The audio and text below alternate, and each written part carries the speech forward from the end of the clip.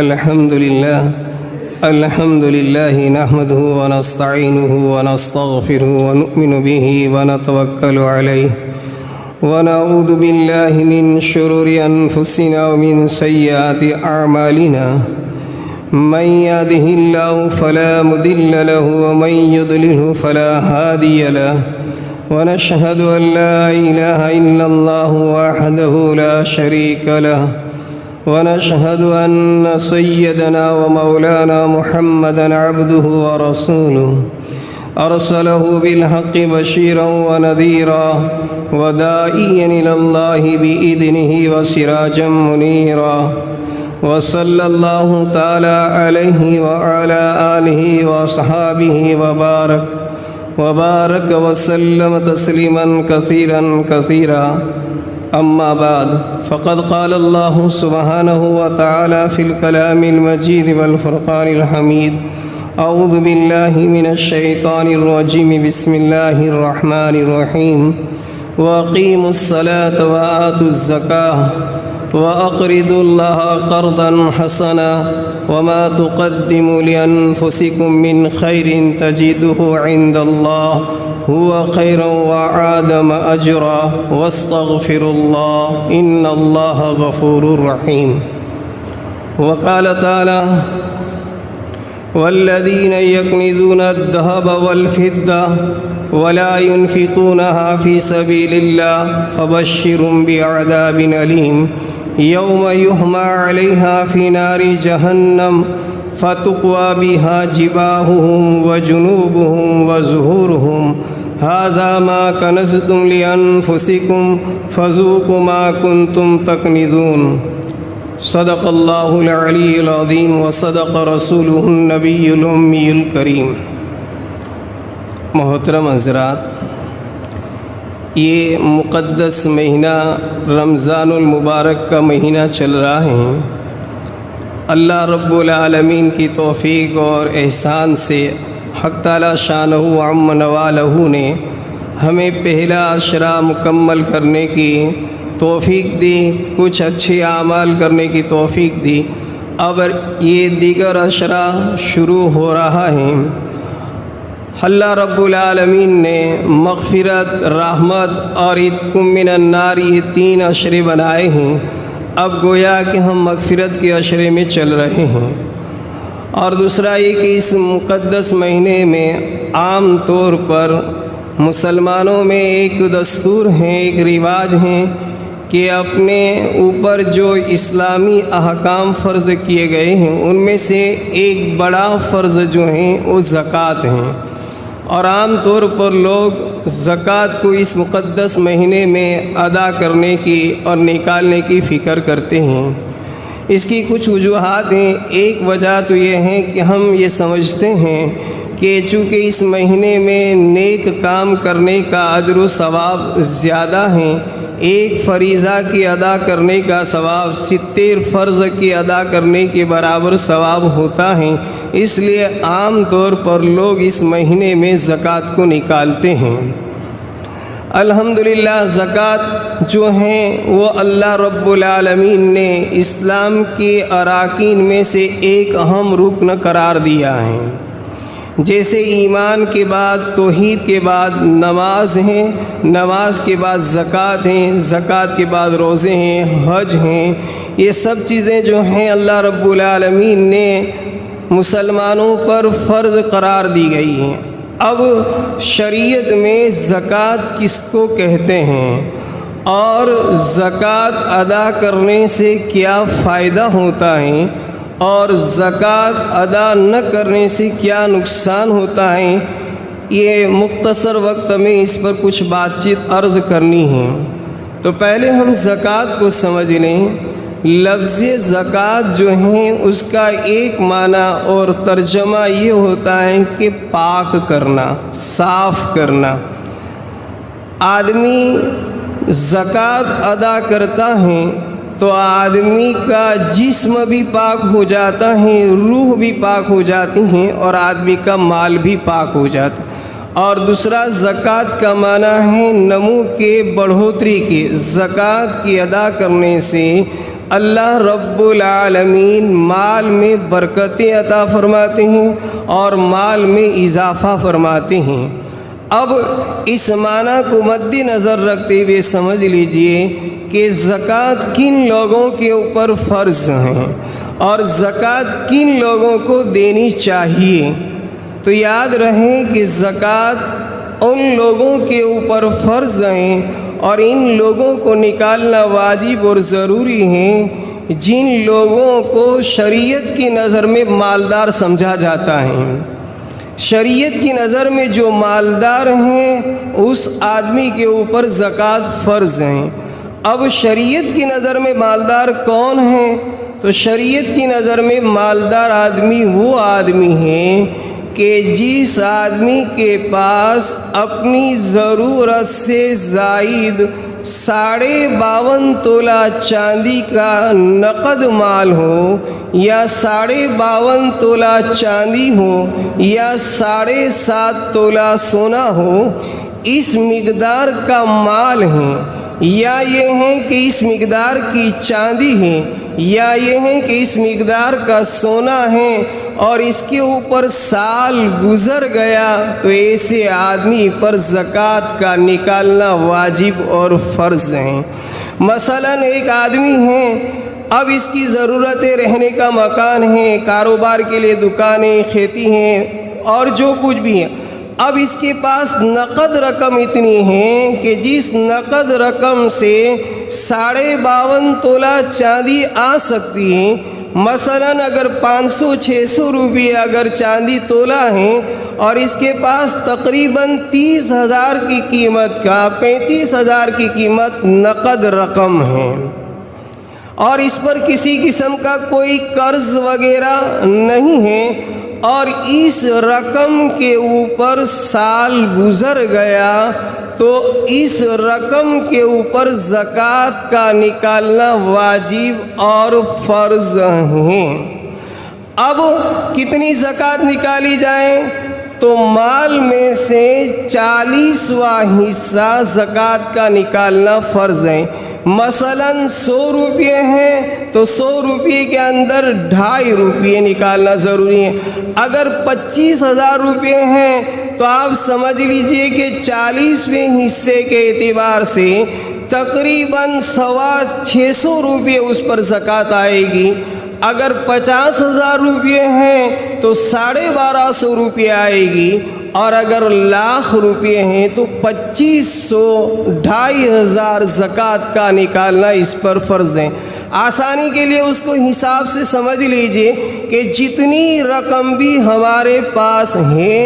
اور اس پر سال گزر گیا ہے تو اس رقم کو 40ویں حصے سے بھاگا کار کر دے، تقسیم کر دے۔ یعنی اگر لاکھ روپے ہیں تو اس کو ہم 40 میں بھانگ دیں گے تو سیدھا 2500 کا حساب آئے گا۔ اب جتنی بھی رقم ہو، چاہے 50,000 ہے، 75,000 ہے، 80,000 ہے، لاکھ ہیں، 2 لاکھ ہیں، اس کو 40 میں تقسیم کر دیں، بھانگا کا کر دیں، تو اب بھانگا کا کرنے کے بعد جو رقم آئے گی وہ رقم زکوٰۃ کے اعتبار سے ہم پر فرض ہوگی۔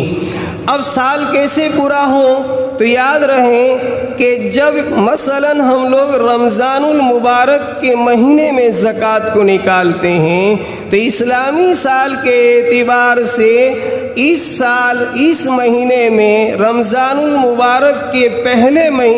دن ہم نے زکوٰۃ کا حساب کیا اور زکوٰۃ نکالنا شروع کر دیا، تو آئندہ رمضان کی 1 تاریخ کو اسلامی اعتبار سے سال پورا ہوگا۔ اب جو بھی رقم ہے پہلے رمضان میں گزشتہ 1 تاریخ کو کتنے ہمارے پاس تھے اور اس سال کتنے ہمارے پاس اب بچے ہوئے ہیں، ان تمام پر زکوٰۃ فرض ہیں۔ اب آیا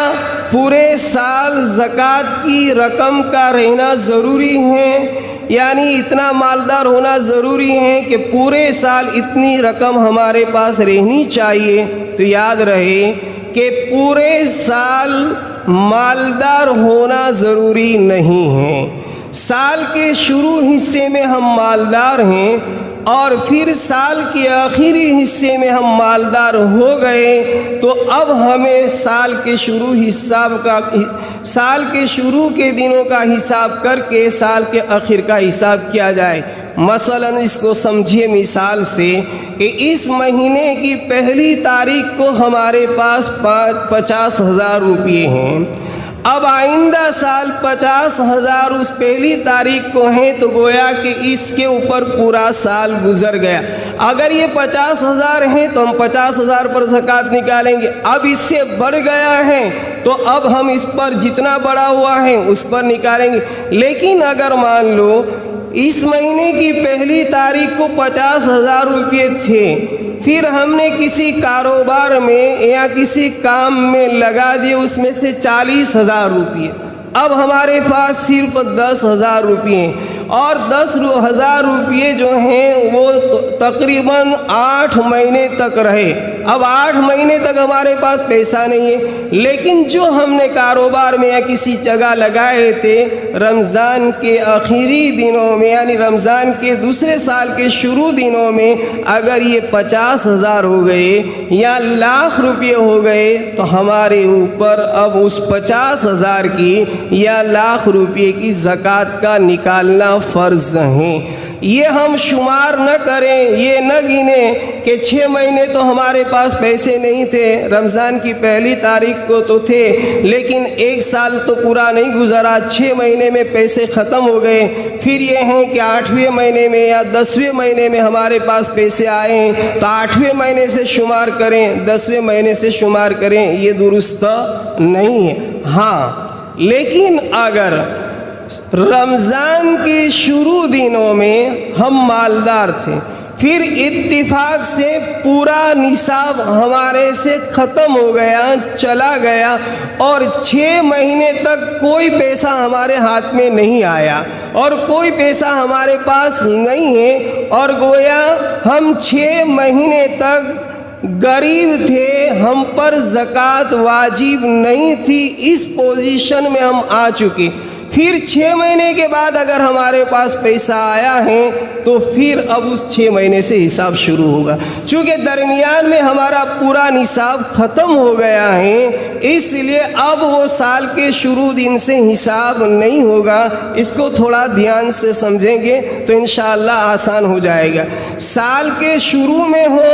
اور سال کے آخر میں پیسہ ہو، درمیان میں پیسہ نہیں ہے تو درمیان میں پیسہ نہ ہونے کا کوئی اعتبار نہیں ہے۔ سال کے شروع میں پیسہ تھا، پھر بالکل پیسہ ختم ہو گیا، اور سال کے آخر کے کچھ مہینوں پہلے پیسہ آیا تو پھر کچھ مہینوں پہلے جو پیسہ آیا اس مہینوں سے حساب کیا جائے گا۔ اس کو تھوڑا سمجھنا ہے، اس حساب سے زکوٰۃ فرض ہے۔ اب زکوٰۃ ادا کرنے سے فائدہ کیا ہوگا؟ تو زکوٰۃ ادا کرنے سے قرآن کریم کی جو آیت آپ حضرات کے سامنے پیش کی، اس میں حق تعالیٰ فرماتے ہیں اقیموا الصلاۃ وآتوا الزکاۃ واقرضوا اللہ قرضا حسنا۔ عبادات میں سب سے اہم ترین عبادت اور اللہ رب العالمین کا قرب جس سے زیادہ طور پر حاصل ہوتا ہے وہ فرائض سے ہوتا ہے، اور فرائض میں بھی سب سے اہم ترین جو عبادت ہے وہ نماز ہے۔ تو نماز کے ذریعے سے اللہ کا قرب حاصل ہوتا ہے، اللہ کی نزدیکی حاصل ہوتی ہیں، انسان اللہ کا محبوب اور مقرب بندہ بن جاتا ہے اور اللہ سے گہرا تعلق پیدا ہوتا ہے۔ تو فرائض میں سب سے اہم فرض نماز ہیں، اور نماز ادا کرنے سے اللہ کا قرب، اللہ کی محبت، اللہ سے تعلق نصیب ہوتا ہے۔ اسی طریقے سے وآتوا الزکاۃ میں زکوٰۃ کے ادا کرنے سے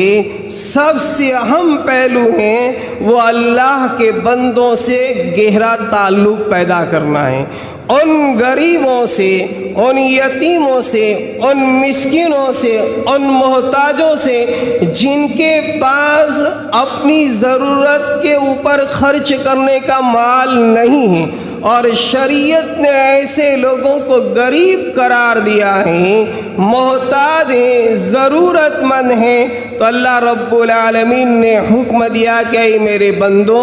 جیسے تم نماز سے میرا قرب حاصل کرتے ہو، مجھ سے محبت کا اظہار کرتے ہو، میرے بندوں سے اپنی دی ہوئی نعمت جو مال ہے وہ مال ان بندوں تک پہنچا کر ان بندوں سے بھی قرب حاصل کرو، ان بندوں سے محبت کا اظہار کرو، ان بندوں سے ہمدردی کا اظہار کرو۔ تو ایک طرف عبادات میں نماز کے ذریعے سے اللہ کا قرب حاصل کرتے ہیں، اس طریقے سے بندوں کی نزدیکی، بندوں کی ہمدردی، بندوں کی محبت کا اظہار زکوٰۃ ادا کر کے کرو، اس لیے زکوٰۃ دی گئی ہے اور زکوٰۃ کا حکم دیا گیا ہے۔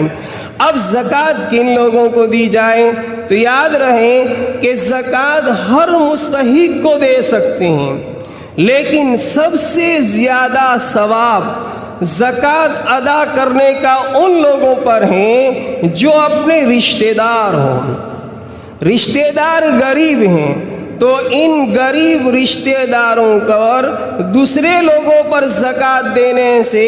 زیادہ ثواب ان اپنے غریب رشتہ داروں پر ہیں۔ اب غریب رشتہ داروں میں کن کو زکوٰۃ دے سکیں گے؟ تو موٹا سا اصول یاد رکھیے کہ جن سے ہم پیدا ہوئے ہیں اور جو ہم سے پیدا ہوئے ہیں ان کو ہم زکوٰۃ نہیں دے سکتے ہیں، باقی جو بھی رشتہ دار ہیں ان سب کو ہم زکوٰۃ دے سکتے ہیں۔ جن سے ہم پیدا ہوئے ہیں مطلب ماں،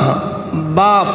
دادا، دادی، نانا، نانی اور اوپر تک، ان میں سے کسی کو ہم زکوٰۃ نہیں دے سکتے ہیں۔ جن سے ہم پیدا ہوئے ہیں وہ اور جو ہم سے پیدا ہوئے ہیں، مثلا بیٹا، بیٹی، پوتا، پوتی، نواسا، نواسی، اخیر تک ہماری خون سے نسبت جو لگ رہی ہیں ان کو ہم زکوٰۃ نہیں دے سکتے۔ ان کے علاوہ بھائی ہیں، بہن ہیں، بھتیجا ہیں، بھتیجی ہیں، بھانجا ہے، بھانجی ہیں، چچا ہیں اور جتنے بھی رشتہ دار ہیں، خسر ہیں، ساس ہیں، یہ تمام کے تمام کو زکوٰۃ دینے میں اللہ ڈبل اجر و ثواب دیتے ہیں، اس کو یاد رکھیں۔ عام طور پر ہم دیگر کو زکوٰۃ دیتے ہیں لیکن بھائی کو دینے میں عار محسوس کرتے ہیں، بہن کو دینے میں مسئلہ پوچھنے لگتے ہیں۔ بہت اچھی بات ہے، پوچھنا چاہیے، لیکن زکوٰۃ ان لوگوں کو دیں گے تو ڈبل ثواب۔ کیوں؟ اس لیے کہ ایک تو صدقے کا، زکوٰۃ دینے کا، فرض ادا کرنے کا ثواب ملے گا، اور دوسرا صلہ رحمی کا، رشتہ داری کا، تو رشتہ داری کا الگ ثواب ملے گا اور زکوٰۃ کی ادا کرنے کا الگ ثواب دے۔ اور ان رشتہ داروں میں بھی کس کو دینا افضل ہے؟ تو ایک حدیث میں نبی پاک صلی اللہ علیہ وسلم نے ارشاد فرمایا،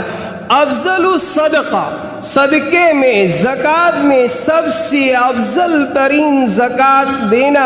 اس رشتہ دار کو افضل ہے جو رشتہ دار غریب ہے اور ہم سے کینہ رکھتا ہے، ہم سے دشمنی رکھتا ہے، ہم پر حسد کرتا ہے۔ تو پیارے آقا صلی اللہ علیہ وسلم نے ارشاد فرمایا، اس رشتہ داری کو آپ زکوٰۃ دو گے تو دوسرے رشتہ داروں کی بنسبت کینہ رکھنے والے بھائی، کینہ رکھنے والا چچا، دشمنی رکھنے والا چچا، دشمنی رکھنے والی بہن ہم سے کتراتے ہیں، ہم سے بات نہیں کرنا چاہتی ہیں۔ اب آپ ان کو زکوٰۃ دو گے تو دوسرے رشتہ داروں کی بنسبت ان رشتہ داروں کو زکوٰۃ کا دینا زیادہ اجر و ثواب رکھتا ہے۔ کیوں؟ اس لیے کہ آپ اگر ان کے یہاں زکوٰۃ کی رقم کو دو گے، پیسہ بھیجو گے اور ان کی ضرورت ہے تو اللہ رب العالمین نے چاہے کیسا بھی انسان ہو ہمدردی کا مادہ رکھا ہے، وہ دل ہی دل میں یہ کہے گا ہم اس کا اتنا برا چاہتے ہیں، ہم ان کے پیچھے اتنی برائیاں کرتے ہیں، ان سے کینہ رکھتے ہیں، دشمنی رکھتے ہیں، پھر بھی ایسے موقع پر ہمیں وہ یاد کرتا ہے، یہ کہہ کر رفتہ رفتہ آہستہ آہستہ اس کے دل سے کینہ دور ہوگا، اس کے دل سے دشمنی دور ہوگی، اس کے دل سے حسد دور ہوگا۔ اس لیے پیارے آقا نے فرمایا کہ ان کو آپ زکوٰۃ کی رقم دیں گے، یہ دوسرے رشتہ داروں سے بھی زیادہ افضل ہیں۔ اب آیا زکوٰۃ کی رقم کو زکوٰۃ کہہ کر ہی دینا چاہیے یا یہ ہے کہ کسی بھی نام سے ہم دے سکتے ہیں؟ یاد رہے ہماری صحیح تحقیق ہو گئی کہ یہ آدمی زکوٰۃ کا مستحق ہے، اور یہ بھی یاد رہے کہ صحیح تحقیق کا کرنا فرض ہے، ضروری ہے۔ جیسے نماز فرض ہے تو نماز سے پہلے وضو کا کرنا فرض ہے، وضو کے فرائض کا جاننا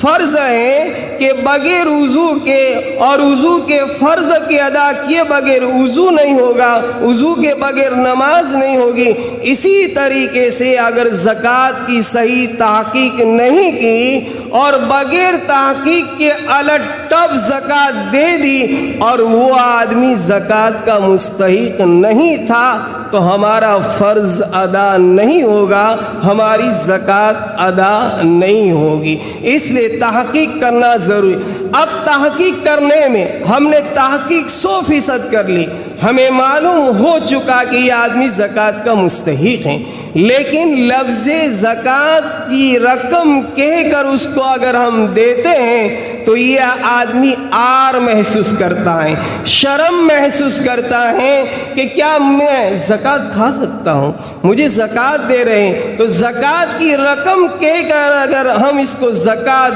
دیں گے اور یہ زکوٰۃ نہیں لے گا اور حقیقت یہ ہے کہ یہ آدمی مستحق ہیں، تو فرمایا کہ اس کو زکوٰۃ کی رقم سے بھی آپ کو کہنا ضروری نہیں، بلکہ وہ زکوٰۃ کا مستحق ہیں تو آپ نے فرمایا کہ اس کو یہ کہہ کر بھی دے سکتے ہو کہ یہ میری طرف سے ہدیہ ہیں، یہ میری طرف سے گفٹ ہیں، یہ میری طرف سے بخشش ہے، حالانکہ ہے آپ کی کیا ہے، یہ زکوٰۃ ہیں۔ لیکن وہ آدمی زکوٰۃ کی رقم کھانا گوارا نہیں کرتا، اس کی عفت، اس کی پاک دامنی اور اس کا پاک صاف رہنا یہ اس بات کو گوارا نہیں کرتا ہے کہ لوگ مجھے زکوٰۃ دیں، اور حقیقت یہ ہے کہ وہ زکوٰۃ کا مستحق ہے۔ تو آپ نے فرمایا کہ زکوٰۃ کا نام بدل کر دو اور یہ کہہ دو کہ میری طرف سے بخشش ہے، انعام ہے، ہدیہ ہے، اور آپ کی نیت زکوٰۃ کی، آپ کی زکوٰۃ ادا ہو جائے گی۔ قرآن کریم میں ایسے لوگوں کے بارے میں خود حق تعالیٰ فرماتے ہیں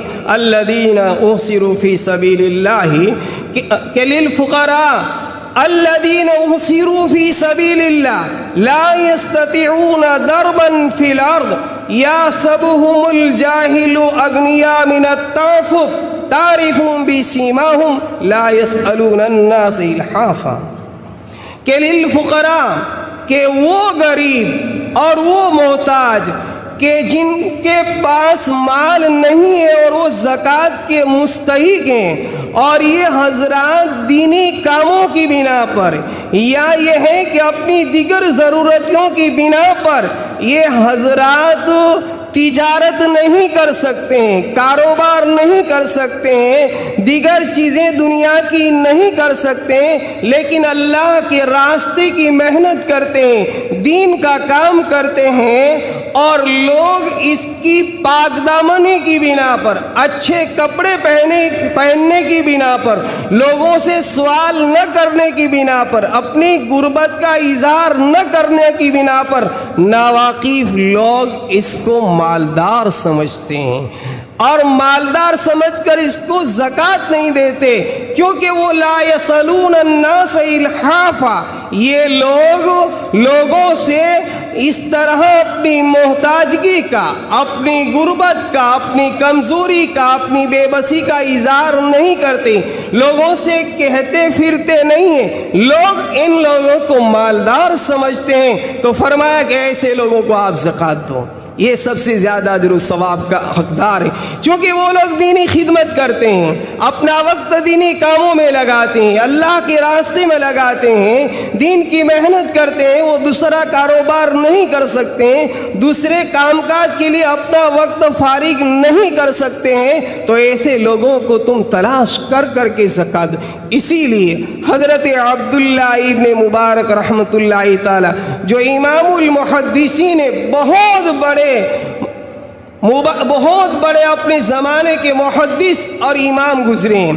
مکاشفۃ القلوب میں یہ بات فرماتے ہیں کہ میرے نزدیک سب سے زیادہ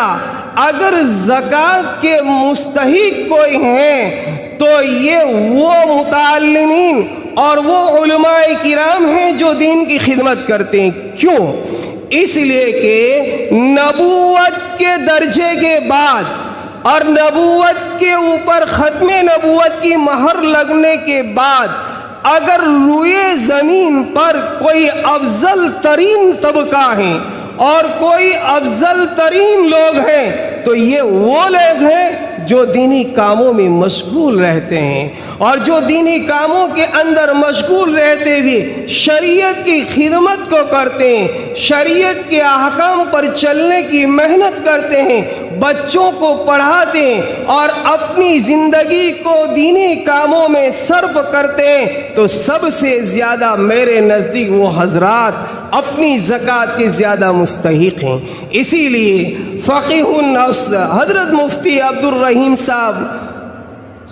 لاجپوری رحمۃ اللہ تعالی فرمایا کرتے تھے اپنے فتاویٰ میں تحریر فرماتے ہوئے کہ سب سے زیادہ اس وقت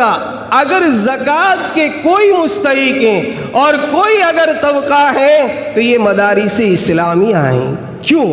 اس کو سمجھنا ہے۔ میں اس لیے نہیں کہتا ہوں کہ آپ مدرسے ہی میں زکوٰۃ دو، میں نے زکوٰۃ کا مسئلہ بتلا دیا کہ رشتہ داروں کو دینے میں کتنا ثواب ہے، لیکن جو حقیقت ہے وہ بتلانا چاہتا ہوں کہ حالانکہ دینی اداروں میں مدارس پر اور طلباؤں پر ہمارا فریضہ تھا کہ ہم اپنی للہ رقم کو خرچ کرتے، اس لیے کہ اس سے احیاء دین ہوتا ہے، اشاعت دین ہوتا ہے۔ جیسے ہمارے اوپر مال کا کمانا فرض ہے، ایسے ہی عزیز دوستو دین کا زندہ رکھنا اور دین کے پیچھے مال کا خرچ کرنا یہ بھی فرض ہے۔ لیکن چونکہ لوگ للہ رقم اتنی نہیں دے سکتے ہیں، اتنا مال نہیں دے سکتے ہیں کہ جن للہ رقم کے ذریعے سے مدارس چلے، دینی خدمات ہو سکے، تو پھر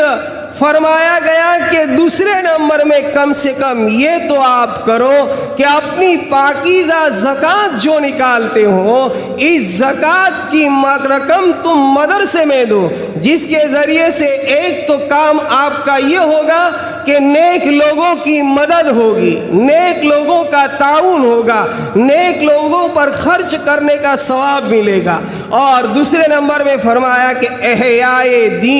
دین کو زندہ کرنے کا ثواب ملے گا۔ جیسے رشتہ داروں پر خرچ کرنے سے دگنا ثواب ملتا ہے ایک زکوٰۃ کے ادا کرنے کا اور ایک صلہ رحمی کا، اسی طریقے سے دینداروں پر مدرسوں میں اداروں میں زکوٰۃ کی رقم خرچ کرنے سے ایک نیک لوگوں پر خرچ کرنے کا ثواب ملے گا، اور دوسرے نمبر میں احیاء دین کو باقی رکھنے کی، دین کو زندہ رکھنے کی جو کاوش اور کوشش کی جاتی ہے اس کا اجر و ثواب ملے گا۔ تو زکوٰۃ کی رقم کے مصارف کو بھی جاننا ضروری ہے اور کن لوگوں پر زکوٰۃ ہیں۔ اب عزیز دوستوں زکوٰۃ ادا کرنے کے فائدے کیا ہوں گے؟ تو پیارے آقا صلی اللہ علیہ وسلم نے ارشاد فرمایا کہ زکوٰۃ ادا کرنے سے تمہارا مال پاک ہو جاتا ہے۔ جیسے کپڑے پر گندگی لگتی ہے، کپڑا گندا ہو جاتا ہے، اس کی صفائی کے لیے صابن اور پانی کی ضرورت پڑتی ہے، اسی طریقے سے فرمایا کہ مال بھی گندا رہتا ہے جب تک کہ مال کے اندر سے زکوٰۃ کو ادا نہ کیا جائے۔ جب مال میں سے زکوٰۃ کو ادا کر دیتے ہیں تو پھر مال پاک اور صاف ہو جاتا ہے، اور جو زکوٰۃ کی رقم ہے اس کو غسالۃ الناس اور اوساخ الناس کا ہے، لوگوں کا میل کچل۔ اسی لیے آل نبی کو، اہل بیت کو، سید کو، بنی ہاشم کو ہم زکوٰۃ نہیں دے سکتے، کیونکہ یہ زکوٰۃ کا مال جو ہے وہ غسالۃ الناس کہا گیا ہے اور یہ پاکیزہ آل ہیں، اس لیے پاکیزہ آل کو ہم زکوٰۃ کی رقم نہیں دے سکتے۔ اسی لیے ایک مرتبہ حضرت حسین رضی اللہ تعالیٰ عنہ چھوٹے بچے تھے، معلوم نہیں تھا، گھر میں کچھ صدقے کی کھجور آئی ہوئی تھی جو غریب لوگوں پر خرچ کرنے کی تھی۔ حضرت حسین نے غلطی سے وہ کھجور کی ایک پیسی لے لی اور اپنے منہ میں ڈال دی۔ نبی پاک صلی اللہ علیہ وسلم نے جب دیکھا کہ جہاں پر صدقے کی کھجور پڑی ہوئی تھی یہ حسین نے منہ میں ڈال دی ہے، تو آپ نے حضرت امام حسین سے فرمایا ککھ ککھ، یہ آپ کھا نہیں سکتے، اس کو منہ سے باہر نکال دیجئے، منہ سے باہر نکال کر الگ رکھ دیجئے، اس لیے کہ یہ صدقہ ہیں اور صدقے کی رقم ہم آل رسول، اہل بیت، بنو ہاشم، سادات کھا نہیں سکتے ہیں۔ تو مال جو ہیں وہ غسالۃ الناس ہے، زکوٰۃ، اور زکوٰۃ کے ادا کرنے سے دوسرا مال پاک ہو جاتا ہے۔ پاک ہونے کا مطلب یہ ہے کہ اللہ تعالیٰ اس مال کی حفاظت کرتے ہیں۔ انشاءاللہ مزید باتیں آئندہ کریں گے۔ اللہ رب العالمین ہمیں صحیح معنوں میں مسائل زکوٰۃ کے احکام سمجھ کر عمل کرنے کی توفیق نصیب فرمائے۔ وآخر دعوانا